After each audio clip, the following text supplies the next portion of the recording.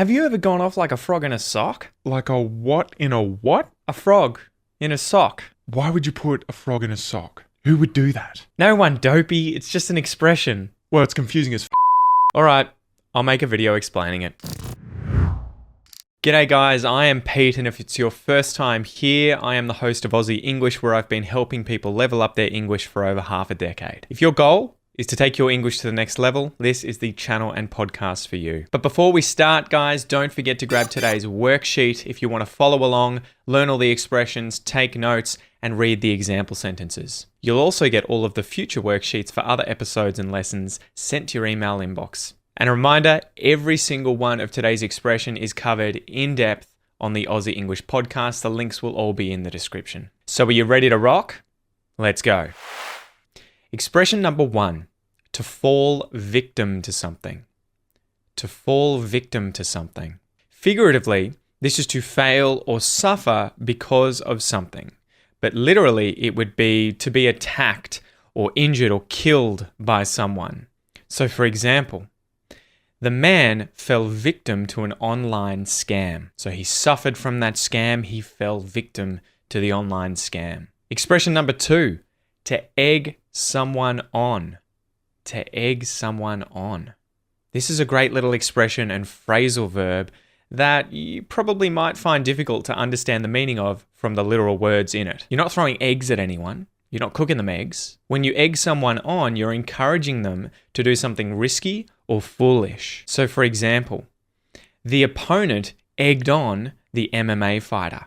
So imagine there are two men fighting MMA and the other one is almost teasing the person, encouraging them to do something stupid, risky, or foolish. They are egging the other person on. Expression number 3, to go off like a frog in a sock. This is a great Aussie expression, to go off like a frog in a sock. So depending on context, this expression is used to describe erratic behavior or something that was really good, really wild, really exciting. So for example, the party I went to on Friday went off like a frog in a sock. Or you could say, when I went to the party on Friday, I went off like a frog in a sock. So I guess the idea here is you've put a frog in a sock literally. The frog is obviously not going to be too happy about that, and he's probably jumping like crazy, right? But figuratively, it's to go wild, to be erratic, to have a lot of fun, to be excited.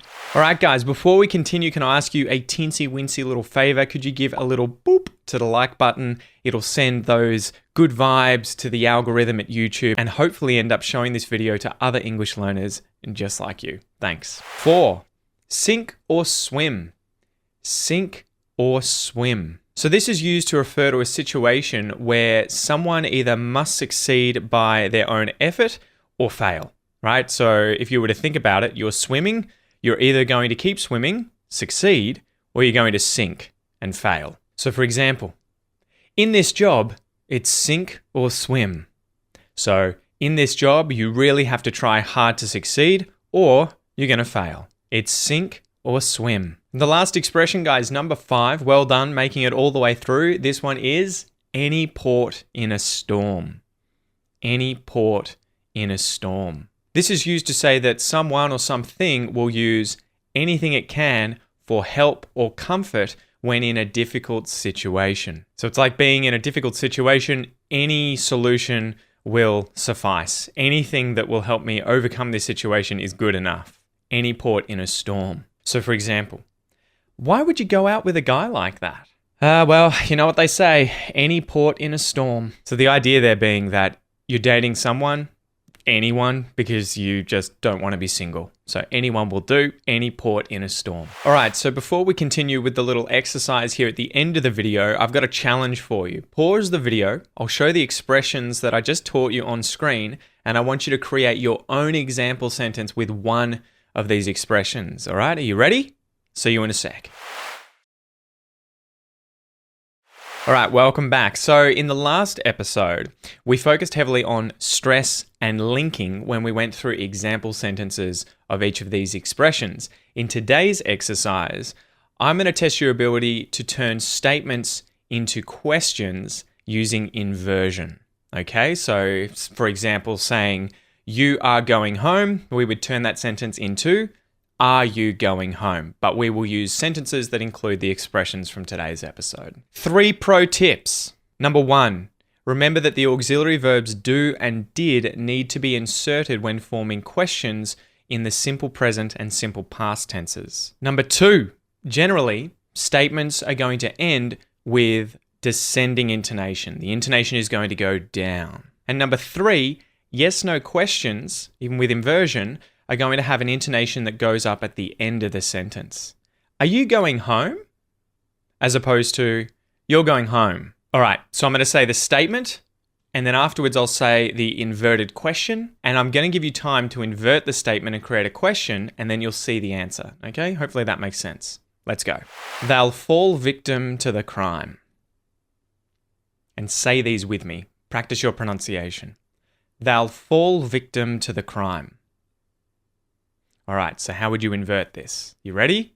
3, 2, 1. Will they fall victim to the crime? Pay attention to the intonation at the end there. Will they fall victim to the crime? Number 2. He was egging the students on all day. He was egging the students on all day. Notice the intonation descending at the end. He was egging the students on all day. Now let's invert it. Was he egging the students on all day?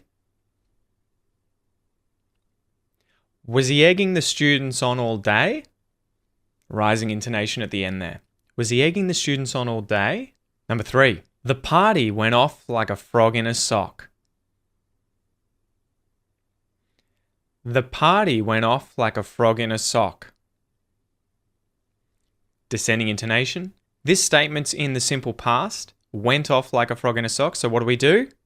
Let's invert it. Did the party go off like a frog in a sock? Did the party go off like a frog in a sock? So we use the auxiliary verb did, and we also have that rising intonation at the end. Did the party go off like a frog in a sock? Number 4. I thought it was sink or swim. I thought it was sink or swim. And notice that intonation there. It's actually within the word swim. You start high and go low. Swim. Swim. I thought it was sink or swim. Let's invert it. Did I think it was sink or swim? Did I think it was sink or swim? Again, we're using the auxiliary verb did because it's in the past simple. And what happens with the word swim at the end of the sentence that's now a question? Swim. Swim. Did I think it was sink or swim? So practice that. That intonation really hits on both example statements and questions. It's that last word. Maybe a few words at the end of sentences, but quite often you're going to hear it on the last word. Did I think it was sink or swim? All right, and the last one, guys, number 5. She says, any port in a storm. She says, any port in a storm. Storm, descending intonation. Now let's turn it into the inverted question. Does she say any port in a storm? Does she say any port in a storm? So what happens? Simple present tense this time for the statement. So we need does when we form that inverted question. Does she say any port in a storm? And again on the last word, storm, storm, storm, rising intonation. All right, that's it for today, guys. I hope you enjoyed this lesson. Don't forget to go and check out all of the episodes for each of these expressions on the Aussie English podcast. You can download my app for free in the Android or Apple store. Just search Aussie English Podcast. You can listen anywhere, anytime. Use your dead time when you're at the gym, when you're on the toilet, when you're cleaning the house, whatever you want. And in the meantime, if you want to keep learning with me, check out this video and I'll see you next time. Peace.